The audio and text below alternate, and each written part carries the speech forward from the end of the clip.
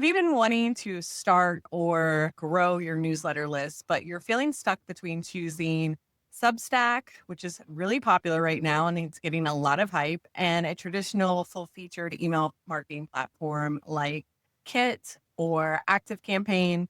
Well, you're in luck. In this episode, we have our email marketing mastermind, Rachel, breaking down the pros and cons of each so that you can confidently choose the right software for your business based on your content style and your business model. Yeah. So if you're new around here, I'm Rachel, your marketing ecosystem architect, and I'm here with the lovely Jess, our systems guru, all things Notion genius. Yeah. So I'm so excited to be talking about this topic because this is a question that's been coming up with a lot of different clients. And like, spoiler alert, for most of my clients, I do not recommend a Substack. And we're going to get into. Yeah, I have never been subscribed to more Substacks than I have in this moment in time right now. It is wild. It literally feels like everybody and their dog is coming out with a Substack that you can subscribe to. And it has its place.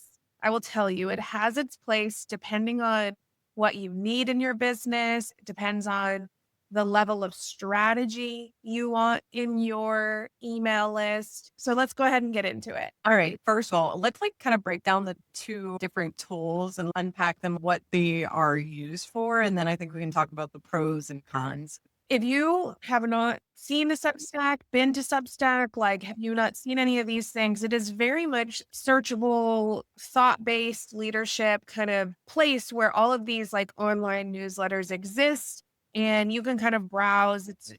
I love going to it and kind of seeing what people are talking about. It is definitely very thought leadership and not promotional in the sense of promotional with offers, promotional with products and things along those ends. One of the values of it is that you can do monetization with your newsletter. So you can essentially create a version that goes out to your free subscribers and then have a version that's more in depth. You can do live Q&As, other kind of like engagement components that are specifically for your paid subscribers. So that's one thing that is extremely different in the sense that you can monetize just the newsletter itself versus having to sell offers, products, etc. inside of it. So a few of like the high level pros of it or kind of like specifics of it, it's really, really easy to use. Monetization is top notch. I think that's one of the main reasons why people go there. You can be easily discovered and you can network with other people in other kind of similar newsletter type blogs, I guess. Yeah.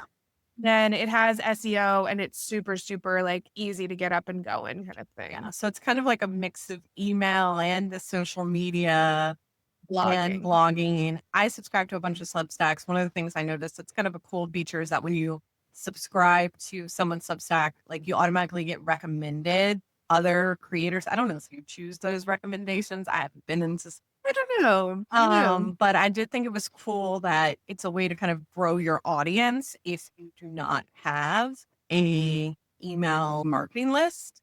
I also think I'm subscribed to some where like they'll send like the free little blurb at the top and you have to like subscribe more. So I think that it does have some pretty cool features, but I think the main thing that like sets it apart of why you want to choose, I guess we could get into it, is like your business model, I guess. Yeah. It is definitely, it leans heavier for like content creators, for people who are in the beginning stages of like thought leadership. And I recently had a discovery call with somebody who has a huge Substack. And essentially, their initial goal for starting that Substack was to essentially have enough of a portfolio to then be pitched to like write a book. And instead of like them going through the process of finding a publisher, whatever, like their Substack was discovered and they were pitched a book deal. So it's one of those things that if you have a structure where you have a lot of thoughts, you can monetize your thoughts, you really want to stand out as a thought leader, you're a content creator, things along those ends, like, And you like to write because it's a writing based platform. 'Cause I kind of think like it's got the searchability of YouTube and to be able to get discovered and like creators, but that's maybe you don't want to write a video, maybe you just kind of want to write, or what you're talking about is better delivered in a written format versus a video. Also subscribed to a bunch of like cookers, chefs, something. I don't know, people that like do like meal plans and like send weekly recipes. So I think that's a really good use case for it as well. But I will say exactly what you were saying earlier is that it doesn't fit for all business models, right? In the specific case where I was just talking about with this potential client here, is that they also have an email list where they sell things, they have automations and all of that. So, kind of the trade off of Substack is that it's really easy to set up, blah, blah, blah, blah, get it going, monetize it, but you are lacking customization with your branding. You're lacking the ability to like automate a lot of the sales conversations, upsells, downsells, things like that. And it kind of like locks you into just a very simplistic strategy of push out your newsletter blog and then be done with it. If you need more of an in-depth strategy, it's not the place you want to live. Yeah. So it's really more for content creators and not your typical coaches, service providers, people that we normally work with, which is why Mhm. we typically don't recommend it for our clients. And then also, I would say like Instagram and social media, you're kind of like building on rented land. I do think you can export your audience, but then you're kind of having to like transition them to like a whole new style later on. I don't know. It's just not built for the typical like funnel launching models that we typically do. Yeah, and what's actually really interesting is that for a lot of people who look to work with me or are kind of thinking about starting an email list, a lot of their pain points is that they feel like they don't have, I guess, in the most simplistic way to say it, they don't have enough words to say to keep newsletters consistent. So it doesn't always fit for everybody. And when it comes to a traditional email platform, your strategy can be way more in depth because if you are saying, well, I can't commit to writing something that's super impactful and super thought leadership on a weekly, monthly, whatever basis, but you can set up automations that really do take your best moments and allows them to shine over and over and over.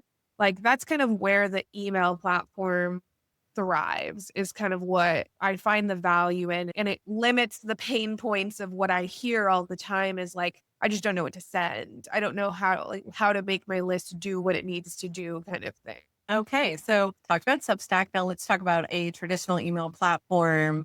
I think most people are familiar, but if you want to give a brief overview of why you would want to use or have one. So there's so many different platforms at this point now. You have a Flowdesk, you have Active Campaign Kit, you have MailerLite, like the list goes on and on and on. And it gives you, ownership of your list. You can segment properly. You can set up automations. You can set up your nurture sales sequences, lead magnet, all of those fun, beautiful things, creating that like ecosystem of an email first marketing strategy kind of thing. So that's something that I say like very, very basic. You need a platform. And then typically when people ask me like, well, what do I need to look for when it comes to an email platform? I always break it down into like three key things, which is depending on your business goals, right? Like if you're sitting here saying, well, I just want to send a newsletter, I don't need fancy pantsy things, I don't have any lead magnets, maybe Substack's your space. If you're like, no, I need automations, what you need to know is what is the reporting like? Because you got to know, again, Jess and I are data people. You have to be able to like look at the numbers and see what's working, what's not working. Usability. There's some people that will never, ever, ever leave the Flowdesk because it is so user friendly in the sense that they can make beautiful designs without being designers and get their emails out like that. Then there's other people that they are more technically capable and can design their own platform or design their own email newsletters in something like a kit or an active campaign and it still be just as beautiful. So usability, if it's something that's going to like be a burden in your list, like don't add it to your tech stack. And then the last one is automation because the power of an email strategy really does come through automation. So kind of those three is where you're going to go back and forth between. And what is your favorite as an email marketing mastermind? I still love Active Campaign. They recently had some issues with pricing, but the amount of new features they're rolling out every single month and every single like quarter, it's amazing to know that you can have such a robust platform and it can do like so much for you. So that's my favorite as an email strategist because I live, breathe, and exist in these platforms. For an e-commerce one, I would say Klaviyo. They're definitely one that connects right into your Shopify. You get all of your reporting, your numbers, and all of things like that. And that's absolutely amazing too. But, each place kind of thrives in its own little niche. So Active Campaign is where I typically lean for everybody. Yeah, yeah. I mean, I'm typically in Kajabi, but when Rachel was out on maternity leave last year, I covered for her. So I got to work in all of her platforms. And I was like, wow, this is so much easier than some of the automations that we wanted to do, or like just simple things like an opt out link was way easy. You can do it in Kajabi. It's like 3 more steps and just doing it into Active Campaign. I was like, this is like a lot easier to use. Did I change me or any of my clients to Active Campaign? No, because we all use Kajabi for courses and other things. But I did appreciate how it looked, how it works. So I think you just have to know like what your goals are. I think even like list size, because I mean, I would guess some of the platforms are better set up for larger list size. Like I would think from a tech standpoint, I recently had a call with one of Keep's, I guess he was like a sales, he was basically like we wanted to leave because one of my clients was paying like $9,000 for their Keep email list because they have a ton of contacts. So he was basically on a call with us, like helping us figure out how to clean up the list and re-engage the people that had been engaged and everything like that. So I learned so much more about the domain servers that get sent and like how we rank and how you actually land it. But it was like very technical, like only if you're sending like hundreds of thousands of emails, like would you probably Yeah. need that robust of a system, because you go on the back of Keep and it is like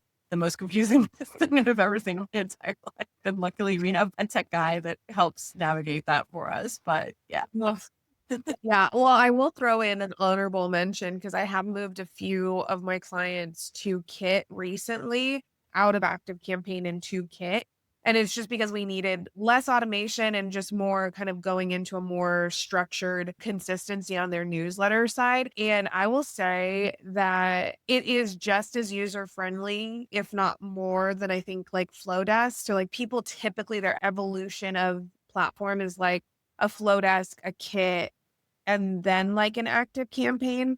But one of the things that I just like can't leave behind, even for my own email list, is web tracking. Like to see people hitting on your website in associated with your email list, that's just something I can't leave behind. Yeah. Like it's so I didn't like ConvertKit. I don't know if they've upgraded it. When I was in ConvertKit for a client, I was like, I can't figure out your reporting. Like, I don't know either. Like, it's really hard to tell if the emails are actually working, or like if you made a change, you could only see like a opt-ins forms like total. You couldn't like break it down per month. So there was just things that I didn't like about it from our perspective. But I did really like building your clients' emails and then when like it was really easy. So yeah, total. just I'm Okay. a big of a nerd So you want to be.